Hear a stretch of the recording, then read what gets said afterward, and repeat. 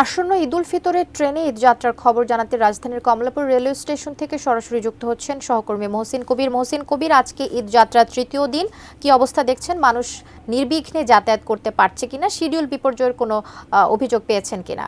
ঈদযাত্রা আসলে শুরু হয়ে গেছে। মানুষ তাদের পরিজনের সঙ্গে, পরিবার পরিজনের সঙ্গে ঈদের আনন্দ ভাগাভাগি করতে এরই মধ্যে তারা নাড়ির টানে বাড়ির দিকে ছুটছেন এবং আমরা কমলাপুর রয়েছি সকাল থেকে দেখছি যে মানুষের অর্থাৎ ঈদযাত্রায় যারা যাচ্ছেন তাদের চাপ রয়েছে এবং এই কমলাপুর রেলওয়ে স্টেশন থেকে যে ট্রেনগুলো ছেড়ে যাচ্ছে এখন পর্যন্ত কোনো ধরনের তেমন কোনো সমস্যার কথা আসলে যাত্রীরা বলছেন না। যেমন অন্যান্য বারে যেমন হয় যে দীর্ঘ শিডিউল বিপর্যয়, দীর্ঘক্ষণ অপেক্ষা, সেই ধরনের ছবি, যে চিরচেনা ছবি সবসময় দেখি আমরা, সেই পরিস্থিতি নাই। তারপর যে ট্রেনের ভিতরে যারা টিকিট কাটেন তারা উঠতে পারেন না অন্যান্য যাত্রীদের কারণে, সেই পরিস্থিতি এইবার আসলে একেবারে দেখা যাচ্ছে না। কারণ ট্রেন স্টেশনে যারা প্ল্যাটফর্মে যারা আসছেন তাদের প্রত্যেকেরই টিকিট চেক করে তারপর কিন্তু তারা প্ল্যাটফর্মে ঢুকতে পারছেন এবং এখন পর্যন্ত যে ট্রেনগুলো ছেড়ে গিয়েছে বেশিরভাগ ট্রেনই আসলে ডিউ টাইমে ছেড়ে গেছে। যেমন সকালবেলায় চট্টগ্রামের উদ্দেশ্যে যে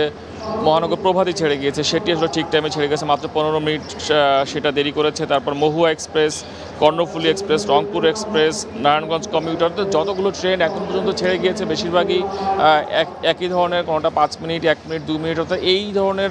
এটি আসলে একেবারে বলা যায় যে কোনো ধরনের সমস্যা হয় না, কারণ এটি যেহেতু ঈদের যে ঈদ যাত্রা সেটি শুরু হয়েছে, তো স্বাভাবিকভাবে অন্যান্য বারের তুলনায় এইবার অনেকটাই স্বস্তি ট্রেন যাত্রায় এবং মানুষের যে ভিড় এবং যে ট্রেন যে টিকিট যারা কেটেছিলেন তারা স্বস্তি নিয়ে কিন্তু তার যে ঈদ যাত্রা সেই ঈদ যাত্রা তারা করতে পারছেন। তো এখন পর্যন্ত যে পরিস্থিতি আমরা দেখছি যে মানুষের মধ্যে অভিযোগ কিন্তু একেবারে নাই বললে চলে। কিছুক্ষণ আগে রেল উপদেষ্টা ফাউজুল কবির তিনি পরিদর্শন করেছেন, তিনিও বলেছেন যে তারা চেষ্টা করছেন যারা ঈদ যাত্রায় যারা ঘরে ফিরছেন, যারা বাড়িতে যাচ্ছেন পরিবার পরিজনের সঙ্গে ঈদ করতে, তাদের যাত্রা যেন নির্বিঘ্ন হয়, সুন্দর হয়, সেই চেষ্টা তারা করছেন এবং রেলের যে সকল দুর্নীতির কথা বিভিন্ন সময় শোনা যায় সেই সকল দুর্নীতি যেন তারা রোধ করতে পারেন সেই চেষ্টা তারা করে যাচ্ছেন। তো সব মিলিয়ে এখন যে পরিস্থিতি আমি বলতে পারি যে ট্রেনের যারা ঈদযাত্রা সেই ঈদযাত্রা কিন্তু স্বস্তির হচ্ছে।